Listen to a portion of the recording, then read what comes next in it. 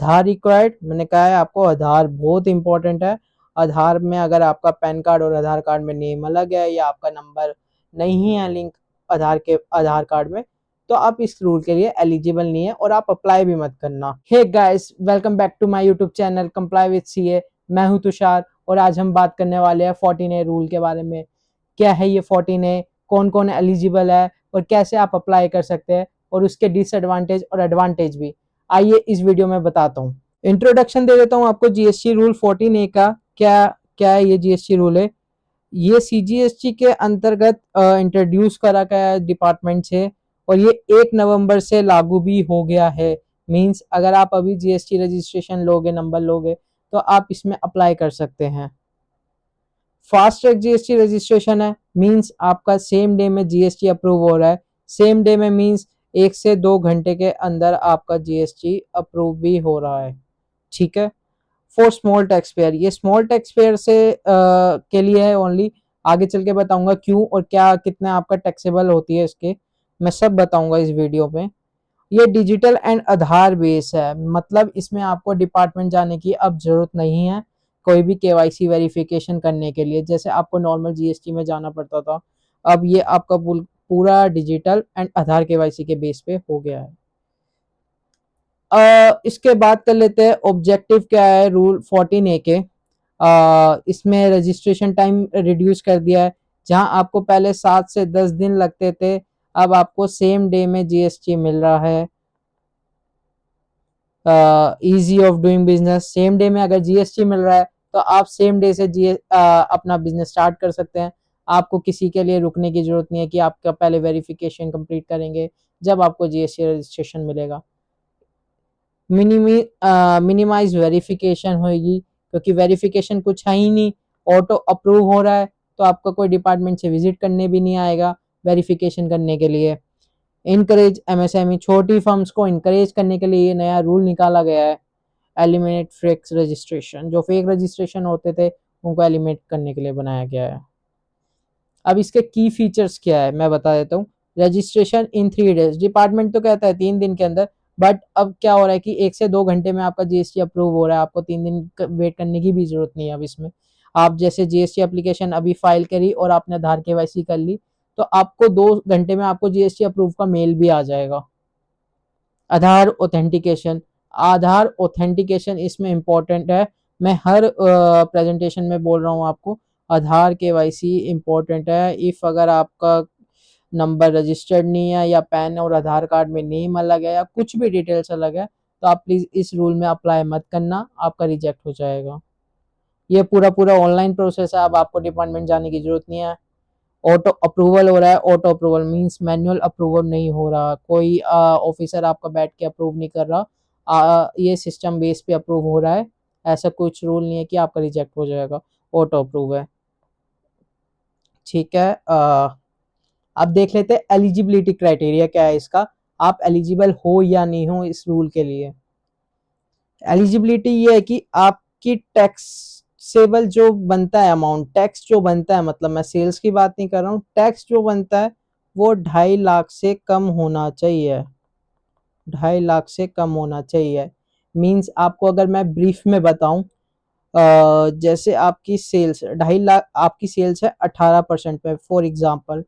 ठीक है, आपकी सेल है 18% में, तो आपका 2.5 लाख टैक्स बन रहा है, तो आपकी सेल्स मिनिमम हो गई इसमें कुछ 13,89,000 समथिंग हो गई, कि आपकी सेल्स 13,89,000 से ज्यादा नहीं होनी चाहिए अगर आप 18% पे बिजनेस करते हैं। मीन्स अगर आप 13,89,000 पे आप सेल कर रहे हो, मतलब सेल्स आपकी इतनी आ रही है और आपका तो टैक्सेबल आपका इनकम 2.5 लाख बन रही है, मतलब आप गवर्नमेंट को 2.5 लाख कर रहे हैं पे, तो इससे ज्यादा नहीं होना चाहिए, वरना आप इस रूल के लिए एलिजिबल नहीं हो। ठीक है, अगर आप इसमें ही अगर आप 5% लगा के देख लेंगे, 0.05 कर देना 2.5 लाख को, तो 50 लाख के समथिंग आपकी सेल आ जाएगी। और ये B2B सप्लाईज के लिए हो रहा है। B2B सप्लाईज के लिए मैं बता दूं आपको, जैसे B2B सप्लाई, जैसे आपने अपने सप्लायर आप हो, आप बिजनेस कर रहे हैं और आपने अपना स्टॉक या गुड्स जो भी है सर्विस किसी जो जैसे आप मैन्युफैक्चरर, फॉर एग्जांपल आप मैन्युफैक्चरर हो, आप करते हो शर्ट का बिजनेस, ठीक है, आप शर्ट मैन्युफैक्चर करते हो, आपने अपनी शर्ट्स बेची शॉप कीपर को, मतलब वो रिटेल में आगे सेल करेगा, आपने होलसेल में शॉपकीपर को दे दी, मतलब ये हो गया, और वो भी रजिस्टर्ड पार्टी है, मतलब वो भी जीएसटी पे ले रहा है, तो ये बी टू बी सप्लाईज में आएगा। और बी टू बी सप्लाईज की सेल्स आपकी 2.5 लाख से ज्यादा नहीं होना चाहिए टैक्स। सेल मतलब 13,89,000, अगर शर्ट का 5% होता है 50 लाख। तो ये बी टू सी के लिए एप्लीकेबल नहीं है, बी टू बी के लिए एप्लीकेबल है, आप समझ गए होंगे। वन स्टेट रजिस्ट्रेशन, एक स्टेट में ही रजिस्ट्रेशन कर सकते हैं 14A में, अनदर नहीं। आधार रिक्वायर्ड, मैंने कहा है आपको आधार बहुत इंपॉर्टेंट है।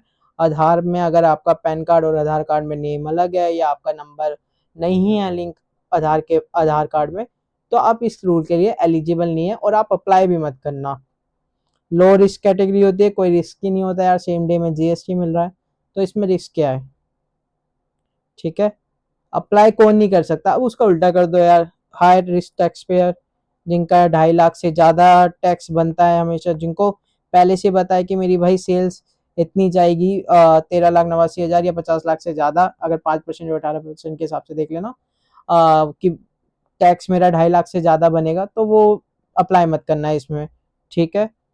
आधार केवाईसी फेल्ड, जिनका आधार नंबर लिंक नहीं है या पैन कार्ड से और आधार कार्ड में नेम मैच नहीं हो रहा है, कुछ भी दिक्कत है आधार कार्ड में, तो आप ये मत करना, आपका आधार केवाईसी फेल हो जाएगी और वो रिजेक्ट भी हो जाएगा। मल्टीपल रजिस्ट्रेशन, जिसके बहुत सारे मल्टीपल रजिस्ट्रेशन है, वो नहीं करे। या अंडर इन्वेस्टिगेशन, या उसका जीएसटी में कुछ दिक्कत आ गई, मतलब उसका कुछ जीएसटी ऑफिसर से इंक्वायरी बैठी हुई है, तो वो भी अप्लाई मत करना, दिक्कत आ जाएगी। अब इसका रजिस्ट्रेशन प्रोसेस किया है, मैं आपको वो बता देता हूँ। सेम ही है, जैसे आप रजिस्ट्रेशन 01 फाइल करते हो नॉर्मल में भी और 14A में भी सेम फॉर्म फाइल होता है यार। बस आपको क्या है, जब फर्स्ट पेज होगा वहाँ पे येस और नो का ऑप्शन मिलेगा आपको, आपको 14A में सेलेक्ट करना है या नहीं करना, येस और नो पे क्लिक कर लेना। आप अगर एलिजिबल हो, आपने एलिजिबिलिटी क्राइटेरिया जान ही लिया, अगर आप एलिजिबल हो तो येस पे क्लिक कर देना, अगर नहीं हो तो नो पे क्लिक कर देना।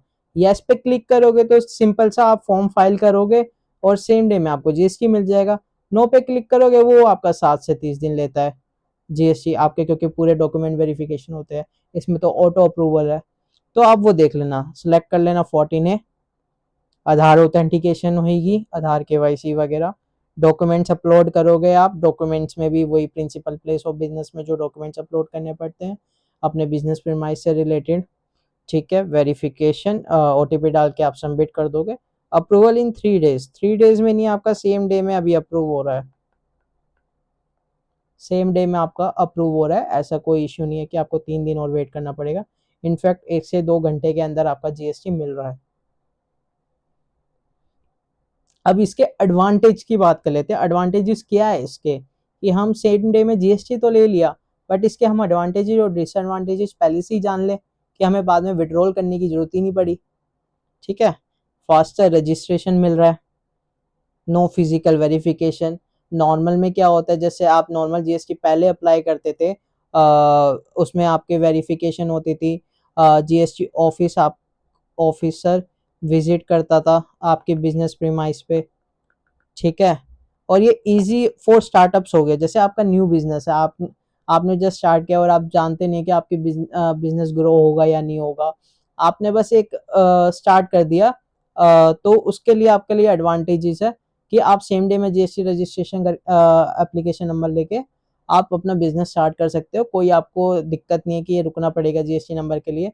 तो इसमें लेस पेपर वर्क है, जब कोई जीएसटी ऑफिसर विजिट ही नहीं करेगा, ऑटो अप्रूवल हो रहा है, तो कोई पेपर वर्क आपसे मांगा भी नहीं जाएगा, बस आपको जस्ट डॉक्यूमेंट अपलोड करने हैं, दो ही अपलोड करने पड़ते हैं business premise principal place of business के सेक्शन में, बस। क्विक स्टार्ट, आपको क्विक स्टार्ट 1 से 2 घंटे में जीएसटी मिल गया, तो आपको क्विक स्टार्ट हो गया, आपको वेट ही नहीं करना है यार किसी चीज का, दैट्स इट। अब इसके डिसएडवांटेज, ये बस स्मॉल टैक्स पेयर्स के लिए, बिग्स के लिए नहीं है, ठीक है। 2.5 लाख की लिमिट है इसमें, टैक्सेबल इनकम, सेल्स नहीं, टैक्सेबल इनकम नहीं, सॉरी, टैक्सेबल अमाउंट जो है 2.5 लाख से ज़्यादा नहीं होना चाहिए, मतलब टैक्स आपका 2.5 लाख से ज़्यादा नहीं होना चाहिए, समझ गए। स्ट्रिक्ट आधार, मैंने आधार का हर बार पॉइंट बोल रहा हूँ, आधार के लिए ही है। अगर आपके आधार कार्ड में कुछ प्रॉब्लम है तो आप नहीं कर सकते। क्या होता था कि नॉर्मल जीएसटी में आप डिपार्टमेंट जाके केवाईसी भी कर सकते थे, बट इस केस में नहीं होता। आपका आधार लिंक नहीं है नंबर से या कुछ भी प्रॉब्लम है, अगर आधार केवाईसी फेल्ड हो गई तो आपका रिजेक्ट है, अप्रूव नहीं माना जाएगा। B2B के लिए रेस्ट्रिक्शन है। B2B बिजनेस आप जैसे इसमें 2.5 लाख टैक्सेबल बताया, तो आप B2B की सेल्स 2.5 लाख से ज़्यादा टैक्सेबल नहीं दिखा सकते। सेल्स मतलब बाउंडेशन है आप पे, जैसे आप 18% का बिजनेस कर रहे हो तो आपकी सेल्स 13,89,000 के समथिंग होनी चाहिए, होनी नहीं चाहिए, मतलब इससे ऊपर नहीं जानी चाहिए, ठीक है। अगर इससे ऊपर गई तो जाहिर सी बात है 2.5 लाख से ऊपर टैक्स बन जाएगा आपका, और फिर आप इस 14A में एप्लीकेबल नहीं हो। Exit require if limit exit, अगर हाँ मान लो जैसे आपने अभी 14A रूल ले लिया कि आपको पता ही नहीं है कि मेरा बिजनेस ग्रो होगा नहीं होगा, और वो ग्रो हो गया और आपकी B2B सेल्स चली गई, 2.5 लाख से टैक्स आपका ज़्यादा बनने वाला है, आपको पता है, तो आप इसको एग्जिट कर सकते हो। ऐसा कोई बाउंडेशन नहीं है कि आपने एक बार ले लिया तो आपने एग्जिट नहीं हो पाओगे, या जीएसटी आपको क्लोज ही कराना पड़ेगा, तो उसके लिए नहीं है। आगे ना विड्रॉल रिक्वेस्ट, कि आप विड्रॉल कैसे कर सकते हो अगर आपकी 2.5 लाख से ज़्यादा टैक्स बनने लगा है, आपकी सेल्स अच्छी ग्रो हो रही है, तो इसमें हमें एक फॉर्म फाइल करना पड़ता है, जीएसटी रजिस्ट्रेशन 32, ठीक है। अप्लाई करने के लिए रजिस्ट्रेशन 01, इसके लिए विड्रॉल करने के लिए registration 32। When tax exceeds limit, tax ज़्यादा बन रहा है आपका 2.5 लाख से, ठीक है। आपको रिटर्न फाइल करनी पड़ेगी, आपकी जो भी पेंडिंग है या पिछले मंथ की, जैसे आप अभी कराना चाहते हो तो आपके प्रीवियस मंथ और इस मंथ की रिटर्न फाइल होनी चाहिए। सेम जीएसटी कंटिन्यू रहेगा, ऐसा नहीं है आपका वो जीएसटी नंबर कैंसिल कर दिया जाएगा, सेम जीएसटी नंबर आपका अप्रूव रहेगा, मतलब सेम जीएसटी आपका कंटिन्यू रहेगा।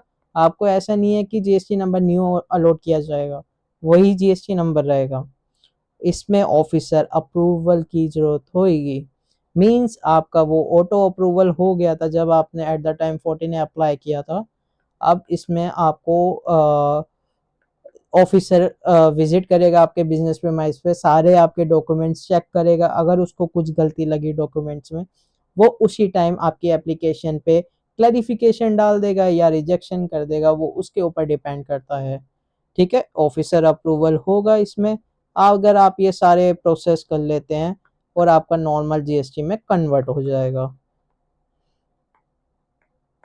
ठीक है। अब कंक्लूजन की बात कर लेते हैं, क्या आप जीएसटी 14 है लेना चाहिए या नहीं लेना चाहिए। देखिए कंक्लूजन ये है कि game changer for small business, ये सिर्फ स्मॉल बिजनेस के लिए ही है। अगर आपका बिजनेस अच्छा है और आपको पता है मेरा बिजनेस इतना ग्रो होने वाला है, इससे ज़्यादा टैक्स आएगा मेरा, तो आप इसमें अप्लाई ही मत करना, ठीक है। फास्ट प्रोसेस है, प्रोसेस बहुत फास्ट है, 1 से 2 घंटे के अंदर जीएसटी मिल रहा है, तो बहुत सही है। कंप्लाइंस ईजी है, कोई कंप्लाइंस ही नहीं है भाई, कोई आपके घर पे विजिट करने नहीं आ रहा ऑफिसर, कोई आपको कह नहीं रहा कि आपके डॉक्यूमेंट्स में दिक्कत है, तो आपको ऐसा कुछ नहीं करना। नॉर्मल जीएसटी 1 से 2 घंटे में आपको जीएसटी मिल गया। कंप्लाइंस वही हर मंथ नॉर्मल जीएसटी की तरह आप अपने रिटर्न फाइल करते रहिए। स्टार्टअप्स के लिए बेस्ट है, जैसे मैंने आपको शुरुआत में ही बताया था, ये स्टार्टअप्स के लिए बहुत बेस्ट है, जिनको पता नहीं है उनका बिजनेस ग्रो होगा या नहीं होगा, उनके लिए बेस्ट है 14A रूल। आई होप आपको इस वीडियो से क्लियर हो गया 14A रूल क्या है, कौन एलिजिबल है और क्या इसकी लिमिट है। अगर आपको भी अपनी जीएसटी प्रोफेशनली फाइल करानी हो और सेम डे में जीएसटी नंबर चाहिए तो आप हमें डीएम करें या कमेंट करें जीएसटी, तो हमारी टीम आपसे कनेक्ट कर लेगी। आप अपना नंबर जरूर छोड़ दीजिएगा, क्योंकि हम डायरेक्ट कॉल आपको भी कर सकते हैं। ऐसी और इन्फॉर्मेटिव वीडियो देखने के लिए कंप्लाई विद सीए को सब्सक्राइब कर लीजिए और लाइक और फॉलो कर लीजिए, जिससे आपके पास हमारी वीडियो टाइम टू टाइम पहुंचती रहे।